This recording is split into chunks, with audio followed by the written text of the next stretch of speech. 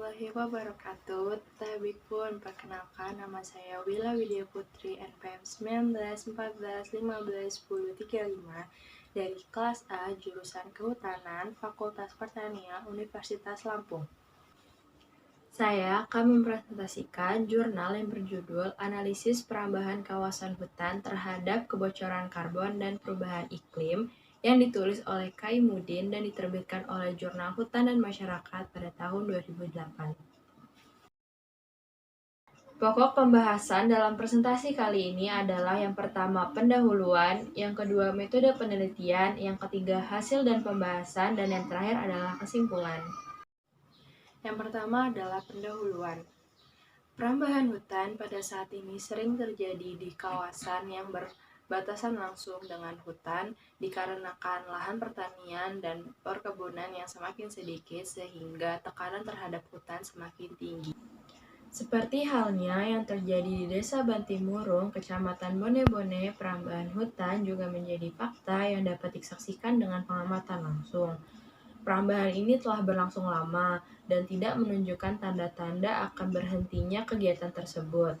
Perambahan ini telah ditindaklanjuti melalui prosedur hukum pada tahun 2004, tetapi sampai saat ini masih juga terjadi perambahan. Potensi perambahan ini masih terbuka lebar, mengingat penegakan hukum dalam kasus perambahan ini belum berjalan maksimal, sehingga perambahan tetap saja terjadi, malah semakin meluas ke dalam kawasan hutan. Kegiatan ini sangat meresahkan dan merugikan masyarakat karena mengurangi debit air yang akan digunakan sebagai pengairan lahan pertanian. Tujuan penelitian ini ada 3. Yang pertama adalah mengidentifikasi dan menganalisis faktor-faktor yang menelatar belakangi terjadinya perambahan kawasan hutan. Yang kedua adalah mengidentifikasi dan menganalisis dampak yang ditimbulkan dari perambahan di kawasan hutan. Dan yang terakhir adalah mengidentifikasi dan menganalisis upaya penanggulangan dan pencegahan terjadinya perambahan di kawasan hutan. Yang kedua adalah metode penelitian. Penelitian ini dilakukan di kawasan hutan Desa Bantimurung, Kecamatan Bone-Bone, Kabupaten Luwu Utara. Penelitian dilaksanakan pada bulan Desember 2006 sampai bulan Mei 2007. Metode pengambilan data pada penelitian ini yang pertama menggunakan data primer yang berasal dari responden atau masyarakat. Yang kedua adalah data sekunder yang berasal dari laporan hasil penelitian atau literatur. Penentuan sampel dilakukan dengan wawancara langsung terhadap sampel yang terpilih dengan menggunakan metode simple random sampling. Pengambilan sampel atau responden dilakukan secara acak dengan sampel berdasarkan metode Krejci dan Morgan. Jumlah sampel yang diambil adalah sebanyak 36 responden, karena jumlah populasi diperkirakan 40 dari 374 KK. Penduduk Desa Bantimurung dengan jumlah perambah sekitar 30 KK atau dari 8 opsi responden dengan 5 tingkat keberagaman jawaban. Data yang telah terkumpul dari hasil wawancara adalah data kualitatif, sehingga sebelum dianalisis terlebih dahulu diubah menjadi data kuantitatif dengan menggunakan 2 kategori jawaban yaitu ya atau tidak untuk faktor-faktor yang melatar belakangi terjadinya perambahan kawasan hutan dan upaya penanggulangan dan pencegahan terjadinya perambahan kawasan hutan. Sedangkan untuk dampak yang ditimbulkan dari perambahan di kawasan hutan dianalisis menjadi data kuantitatif dengan menggunakan metode rating scale. Kategori disusun berdasarkan skor, jumlah instrumen, dan responden, serta dilakukan analisis deskriptif. Yang ketiga adalah hasil dan pembahasan. Faktor-faktor yang melatar belakangi terjadinya perambahan kawasan hutan karena adanya oknum pemerintahan dan masyarakat pribumi yang menjual lahan kawasan hutan. Melihat peluang ini, masyarakat pendata membeli lahan untuk kepentingan mereka sendiri. Walaupun sebagian besar para perambah mengetahui keberadaan dan aturan-aturan yang berlaku dalam kawasan hutan, tetapi karena terdesak oleh kebutuhan ekonomi, mereka tetap melakukannya. Mengingat masyarakat perambah ini merupakan suku pendatang yang diketahui telah krisis lahan perkebunan dengan iklim yang optimal di daerah asalnya. Perambahan hutan berdampak pada 3 aspek. Yang pertama lingkungan biofisik, yang kedua sosial, dan yang ketiga ekonomi masyarakat. Perambahan hutan membuat perubahan iklim tidak dapat dihindari yang ditandai dengan besarnya perubahan bulan-bulan musim kemarau dengan musim hujan pada tahun sebelumnya dengan sekarang. Begitu juga dengan peningkatan suhu yang dinyatakan lebih tinggi dari tahun-tahun sebelumnya. Iklim pun menjadi tidak menentu, menyebabkan masyarakat susah menentukan musim tanam. Dengan adanya aktivitas perambahan ini, maka terjadi peningkatan luas lahan kritis. Begitu juga dengan kehilangan keanekaragaman hayati yang semakin hari akan semakin berkurang. Hilangnya sumber mata air seperti sumur atau air sungai yang dulu banyak airnya tetapi sekarang sudah kering. Kurangnya vegetasi yang akan menampung air yang menyebabkan hal ini terjadi. Dampak lain yang dirasakan adalah tingginya perbedaan volume air sungai pada saat musim hujan dengan musim kemarau, sehingga sering mengakibatkan banjir ketika volume hujan cukup besar. Dan juga terdapat informasi bahwa tanaman yang dulunya cukup baik untuk ditanam sekarang sudah tidak bisa lagi ditanam. Dampak sosial yang paling nyata dari adanya aktivitas perambahan kawasan hutan ini adalah terjadinya peningkatan jumlah penduduk di sekitar hutan yang sangat signifikan.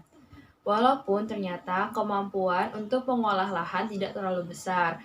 Jadi, pada prinsipnya, perambahan kawasan hutan ini dimungkinkan hanya menjadi salah satu model investasi untuk mengantisipasi kekurangan lahan di masa yang akan datang untuk generasi penerus. Tentu, hal ini akan memberi tekanan terhadap hutan karena kecenderungan perambahan kawasan hutan itu semakin hari semakin melebar atau meluas. Kecenderungan terjadinya masalah antara sesama pengelola lahan.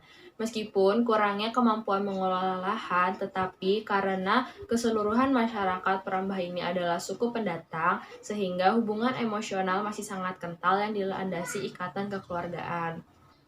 Sedangkan kecenderungan masalah dengan pihak pemerintah sering terjadi, mengingat areal perambahan ini adalah kawasan hutan yang merupakan tanah negara dan warga yang tidak menuruti hukum. Dampak ekonomi setelah memanfaatkan hasil hutan pada dasarnya tidak terlalu besar. Masyarakat perambah tersebut menyatakan ada banyak jenis mata pencaharian yang dapat mereka lakukan, seperti bertani, berkebun, berdagang, tukang kayu, dan lain-lain.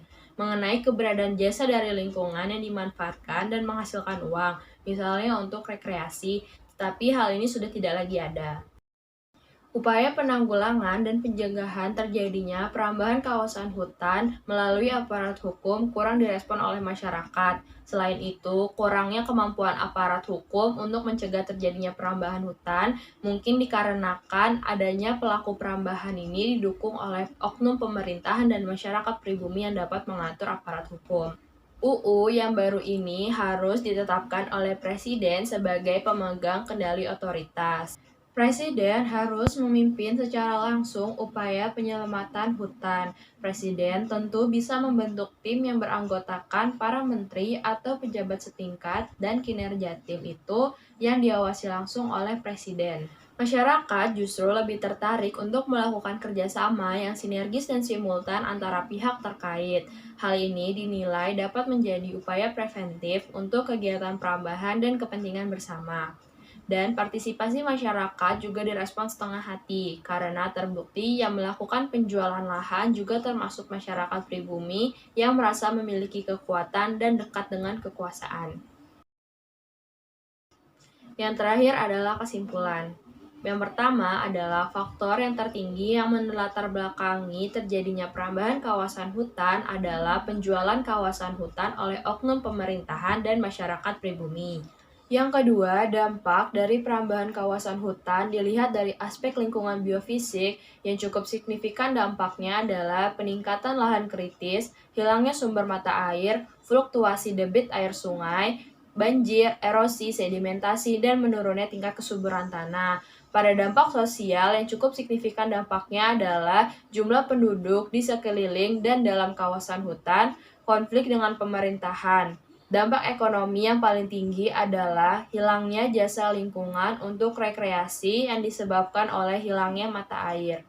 Yang ketiga adalah upaya penanggulangan dan pencegahan perambahan kawasan hutan yang paling direspon adalah terjalinnya kerjasama yang sinergis dan simultan antara pihak terkait. Sekian presentasi dari saya, kurang lebihnya mohon maaf. Thank you for watching. Don't forget to like and comment. See you. Wassalamualaikum warahmatullahi wabarakatuh.